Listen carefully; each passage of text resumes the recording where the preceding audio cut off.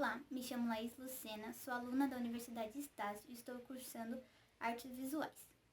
Nesse vídeo eu apresentarei meu trabalho de Filosofia da Educação. O objetivo do trabalho era visitar uma sala de aula e entrevistar a professora, mas com a pandemia não foi possível. Então, como sugerido, entrei em contato com a professora através da plataforma digital, pela qual a professora aceitou responder um questionário e me enviar um vídeo com as respostas.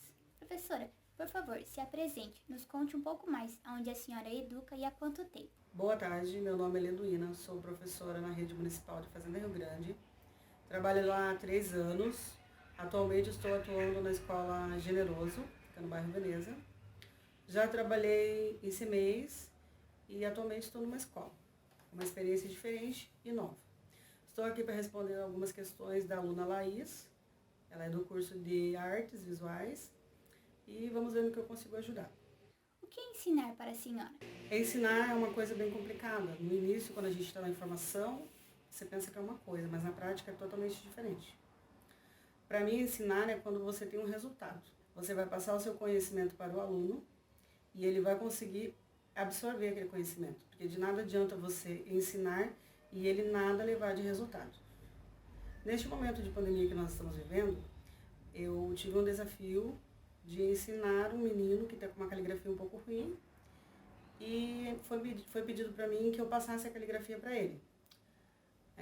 O primeiro resultado que ele me trouxe, a letra dele estava bem ruim. Já agora, nos últimos dias que eu passei novamente a caligrafia para ele, a letra dele já deu uma boa melhorada. Então, ensinar é isso, você tem um resultado, entendeu? No início, ele estava com uma letra muito ruim. E agora, em questão de um mês, que ele está fazendo a caligrafia, eu já tive um resultado. Então, ensinar é prazeroso para a gente quando a gente consegue ver um resultado, não somente passar o conhecimento. Como que a senhora escolhe seus procedimentos de ensino? Os procedimentos do ensino, quando a gente está lá na sala de aula para a gente aprender, eles ensinam na forma técnica, né? Já quando você vem para a sala de aula, você vai ter que buscar a melhor forma de acordo com a classe que você tem. Uma classe vai aprender de uma forma, outra classe vai aprender de outra. E os alunos também são assim. Então, alguns alunos conseguem absorver de uma forma, outros de outras.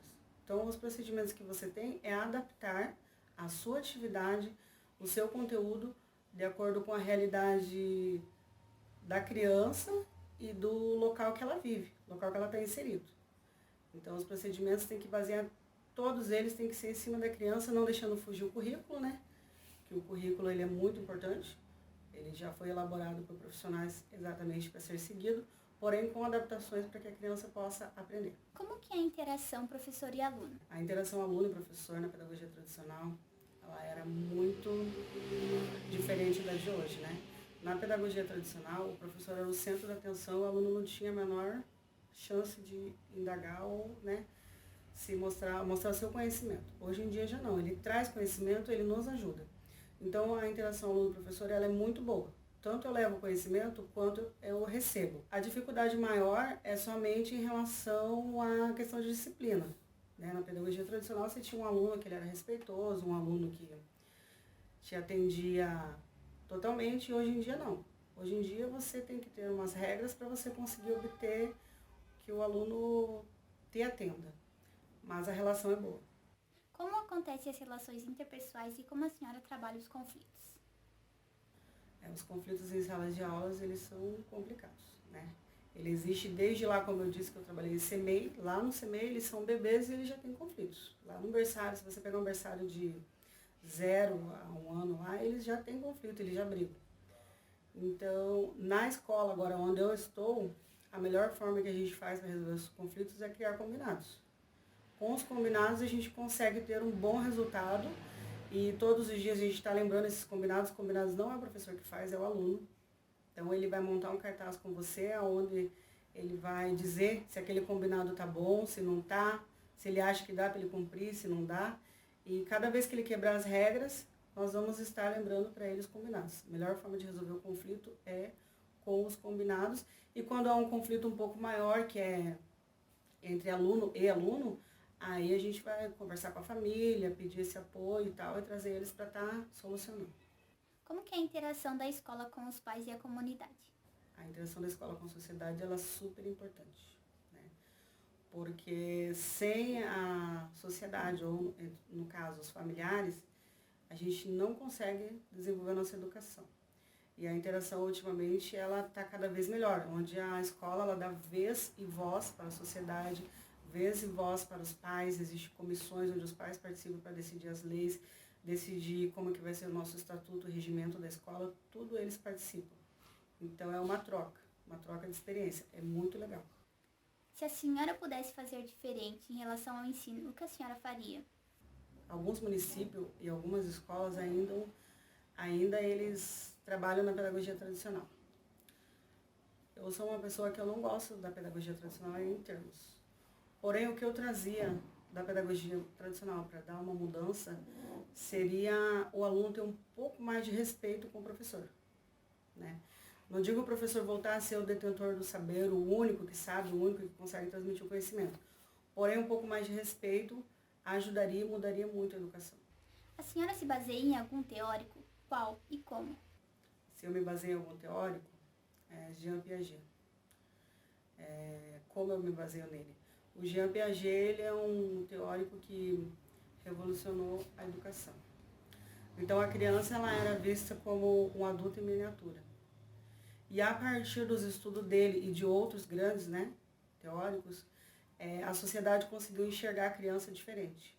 E ao ela enxergar a criança diferente, que a criança tem o seu tempo, que a criança amadurece devagar, que a criança aprende conforme ela amadurece, ele conseguiu mudar a forma da educação, entendeu? A criança agora ela tem um tempo para ela aprender, inclusive até dividido em etapas a escola, os ensinos são divididos em etapas exatamente pelos estudos dele. Eu não vou exigir de uma criança que aprenda se ela não está na fase do aprendizado. E tudo isso deu graças ao estudo dele. Ele descobriu que a criança ela não vai aprender no momento que você quer. O cérebro dela vai amadurecer de acordo com os estágios, por isso que ele criou os estágios, né, do desenvolvimento da criança. Então, o Jean Piaget ele é um cara assim, que sensacional.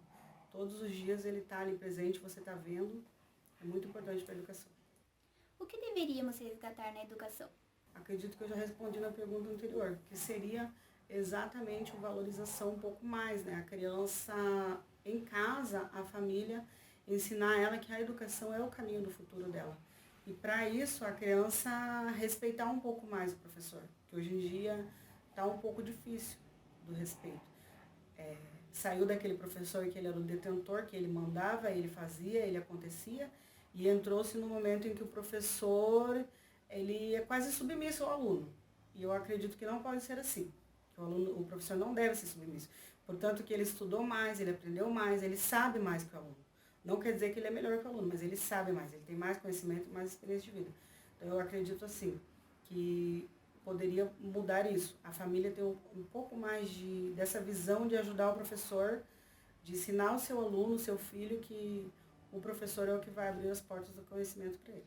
E para finalizar, o que a senhora achou de passar sua experiência para um aluno? Então, quando eu comecei, também foi bem difícil para mim, quando eu estava lá na escola. Primeira vez que eu entrei no curso técnico, eu pensei, como é que eles vão me ensinar aqui a dar aula? Como é que com toda essa teoria deles eu vou conseguir colocar em prática? E quando você chega lá na escola, você vai desenvolver seu primeiro plano de aula, você vai descobrir que toda aquela teoria você vai colocar ali naquele momento. Então fica mais fácil. Então, para mim, é muito gratificante estar podendo participar e contribuir, né? Que como que está a nossa escola no momento, como que está o nosso ensino no momento, para que a pessoa não venha assim assustada, né? Dizer, nossa, mas tanta gente reclama que não está fácil a educação. Mas para mim é uma experiência boa, que você vai abrir a sua mente e ver que ser professor ainda vale a pena, que é legal, é bacana e com alguns ajustes, né, na educação, tudo vai ficar melhor e ensinar ainda vale a pena. Bom, devido à pandemia, não foi possível ter o contato com a professora em sala de aula. Por isso, a minha pesquisa ficou baseada no contato que eu tive com a professora através da plataforma digital e o conhecimento que eu obtive na minha sala de aula. Durante a entrevista, a professora Leduína citou Jean Piaget, que mudou a visão que se tinha da criança ser um mini adulto e mostrando que ela tinha um tempo de aprendizado diferente. Outro teórico que eu acredito que contribui com a mesma linha de pensamento é Froebel, que contribuiu para a pedagogia com a fase anterior ao ensino, que é conhecida como Jardim da Infância, onde trabalha com a criança a ideia lúdica para desenvolver habilidades e o senso motor da criança. Outro ponto que eu me atentei é que a professora disse que há vários momentos devemos nos adaptar ao ambiente que o aluno está inserido para melhor passar o conhecimento a ele. Isso me fez lembrar de John Dewey, que se preocupava com a realidade do aluno, onde acreditava que a relação entre aluno, escola e sociedade era muito importante para o seu desenvolvimento. Já o Paulo Freire tem sua ideia voltada para a transformação não só educacional, mas também social, no amplo sentido. Paulo Freire foi um dos responsáveis a levar a mudança da escola tradicional à escola nova, onde tem uma interação mais dinâmica e participativa. Outro fato que pude observar, que em 2 questões a professora relatou a falta de respeito que o aluno obteve pelo professor.